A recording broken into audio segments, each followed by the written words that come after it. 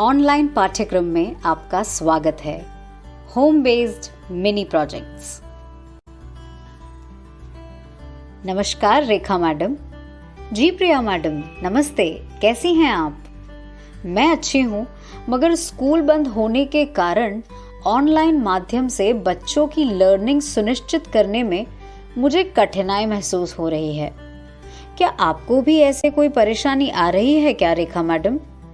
क्या विभाग द्वारा निश्चित पाठ्यक्रम में अतिरिक्त कुछ और तरीके भी हैं जिनसे विद्यार्थियों की मदद की जा सकती हो? जी मैडम, निश्चित तौर पर यह एक कठिन परिस्थिति है। शुरुआत के दिनों में मुझे भी ऐसी समस्या आ रही थी। अब मैं हमारे विभाग द्वारा निश्चित किया गया पाठ्यक्रम विद्यार्थियों के साथ साझा तो करती ही हूँ। इसके अलावा विद्यार्थियों को कुछ होम बेस्ड प्रोजेक्ट्स बनाने भी देती हूँ। Home based projects? मैंने तो पहली बार ऐसे किसी प्रोजेक्ट के बारे में सुना है। क्या आप इसके बारे में थोड़ा विस्तार से बताएंगी? हाँ जरूर। लर्निंग बाय डूइंग, यानी कि करके सीखना, होम बेस्ड प्रोजेक्ट का सारांश है। इसके लिए मैंने अपने विद्यार्थियों को साथ मिलाकर एक व्हाट्सएप ग्रुप बनाया है, जिसमें मैं उनके साथ पाठ्यक्रम से संबंधित सामग्री साझा करती हूँ। खास बात तो ये है कि ग्रुप बनाने से कॉन्वर्सेशन करने का मौका मिलता है और हम काम के दौरान आ रही सारी कठिनाइयों पर एक दूसरे की सहायता कर सकते हैं। प्रोजेक्ट में साझा की गई गतिविधियों पर विद्यार्थी अपने अवलोकन, कार्य में आ रही परेशानी और कोई अपनी द्वारा लगाई गई अनोखी तरकीब भी सामने लेकर आते हैं और ग्रुप में साझा करते हैं। इस द्विपक्षीय संवाद में ग्रुप का हर एक व्यक्ति बराबर का भागीदार होता है और अपनी राय खुलकर रख सकता है। इस प्रोजेक्ट से यह भी मुमकिन हो पाया है कि बच्चे अब अपने शिक्षक को अपने दोस्त की तरह ही समझते हैं और हर टॉपिक पर अपनी बात खुलकर रखते हैं। इस प्रोजेक्ट के दौरान हो रही लर्निंग को ज्यादा समय तक सुनिश्चित रखने के लिए अंत में एक कंसोलिडेटेड रिपोर्ट भी तैयार किया जाता है, जिसे हम प्रोजेक्ट रिपोर्ट बोलते हैं। इस प्रोजेक्ट रिपोर्ट का एक लाभ ये भी देखने को मिलता है कि इससे हमें अपने बच्चों के सीखने का स्तर भी पता लग सकता है। बच्चों के स्तर का पता लग पाना इसीलिए भी जरूरी है ताकि हम अपने पढ़ाने की विधियों में जरूरत अनुसार बदलाव ला सकें। ये बहुत जरूरी बात है और इस ऑनलाइन प्लेटफॉर्म का पूरा सदुपयोग सुनिश्चित हो सके। बहुत बढ़िया रेखा जी, ये नया तरीका सुनने में तो काफी दिलचस्प है। बच्चों की तरह अब मेरी भी इसमें रुचि जाग गई है। क्या आप मुझे थोड़ा और समय देकर इसे विस्तार से बताएंगी? जरूर। आइए फिर सीखने की इस नई विधि के बारे में विस्तार से जानते हैं। इस सत्र के अंत तक आप सक्षम हो पाएंगे यह समझने में कि होम बेस्ड मिनी प्रोजेक्ट्स क्या हैं और इसके क्या चरण हैं। होम बेस्ड मिनी प्रोजेक्ट्स के परियोजना बनाते समय आवश्यक संसाधन जुटाने में और क्रियान्वयन के मार्गदर्शक सिद्धांत क्या हैं, ये समझने में। तो आइए शुरू करते हैं और समझते हैं कि होम बेस्ड मिनी प्रोजेक्ट्स क्या है।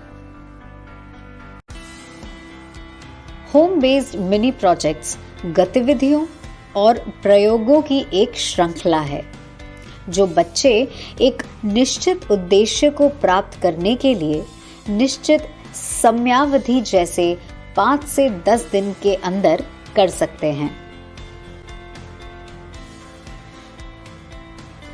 इन गतिविधियों और प्रयोगों के माध्यम से बच्चे करके सीख सकते हैं। ये गतिविधियों और प्रयोग व्यक्तिगत या समूह के रूप में हो सकती हैं और घर पर उपलब्ध संसाधनों का उपयोग करके ही की जा सकती हैं। होम बेस्ड मिनी प्रोजेक्ट्स दो प्रकार के हो सकते हैं, पाठ्यक्रम आधारित और संदर्भ आधारित। पाठ्यक्रम आधारित मिनी प्रोजेक्ट्स देने के लिए पुस्तक से ही ऐसे विषय का चयन करें जिस पर बच्चे आसानी से घर में गतिविधि या प्रयोग कर सकें। उदाहरण के लिए आप आपके छात्रों से कह सकते हैं कि वे घर पर कुछ सामान जैसे पेन, चम्मच, बॉल आदि इकट्ठा कर लें। इन्हें पानी में डालकर पता लगाएं कि कौन सी वस्तु पानी में तैरती है और कौन सी पानी में डूब जाती है। संदर्भ आधारित मिनी प्रोजेक्ट्स ऐसे प्रोजेक्ट्स हैं जो वर्तमान स्थिति, हेल्थ, कचरा प्रबंध, सामाजिक मुद्दे आदि पर दिए जा सकते हैं। जैसे आप छात्रों को इम्यूनिटी बढ़ाने के लिए एक डाइट प्लान बनाने के लिए दे सकते हैं। तो आइए आगे कुछ मार्गदर्शक सिद्धांत को समझते हैं जो हमारी मदद करेंगे होम बेस्ड मिनी प्रोजेक्ट्स की परियोजना बनाते समय, होम बेस्ड मिनी प्रोजेक्ट्स हेतु संसाधन जुटाने में और होम बेस्ड मिनी प्रोजेक्ट्स को कैसे लागू कर सके ये समझने में। होम बेस्ड मिनी प्रोजेक्ट के लिए सबसे पहले परियोजना का चयन करें। इसके माध्यम से आप बच्चों को क्या सिखाना चाहते हैं वह उद्देश्य निश्चित करें। इसके बाद आप अपने छात्रों के समूह में कैसे प्रोजेक्ट का आवंटन करेंगे इसे तय कर लें।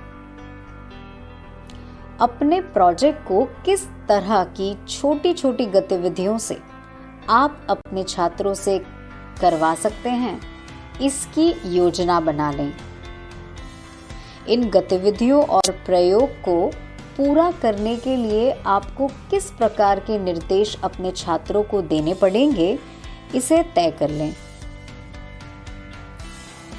किस वर्चुअल प्लेटफॉर्म के माध्यम से आप अपने छात्रों के साथ संपर्क में रहेंगे, कितने अंतराल में आप उनके साथ संवाद करेंगे इसे भी तय कर लें। आइए आगे होम बेस्ड मिनी प्रोजेक्ट्स के लिए क्या मार्गदर्शक सिद्धांत होने चाहिए इन्हें समझते हैं। प्रोजेक्ट के लिए संसाधनों का सुझाव एकदम स्पष्ट होना चाहिए। संसाधन का सुझाव इसके अधिग्रहण की व्यवहार्यता और सामर्थ्य बच्चे के परिवार के लिए उसे ध्यान में रखते हुए किया जाना चाहिए। संसाधनों को प्रत्येक चरण के हिसाब से मैप किया जाना चाहिए। वैकल्पिक संसाधनों के लिए भी सुझाव माता पिता व विद्यार्थी को दिए जाने चाहिए। माता पिता को निर्देश दिया जाना चाहिए कि संसाधनों के अधिग्रहण और प्रोजेक्ट के कार्यों को पूरा करने में जब भी आवश्यकता हो बच्चों की मदद कैसे करें। अब हम होम बेस्ड मिनी प्रोजेक्ट्स के क्रियान्वयन संबंधी मार्गदर्शक सिद्धांत को समझते हैं। सबसे पहले वर्चुअल प्लेटफॉर्म जैसे कि व्हाट्सएप, गूगल मीट आदि का चयन करें। इन मीडियम को अच्छे से समझ लें। अपने निर्देशों की गुणवत्ता अच्छी रखें और ऐसे निर्देश दें जो समझने के लिए सरल हो। प्रोजेक्ट की गतिविधियों को करने के लिए ज्यादा से ज्यादा स्वतंत्रता बच्चों को ही दें।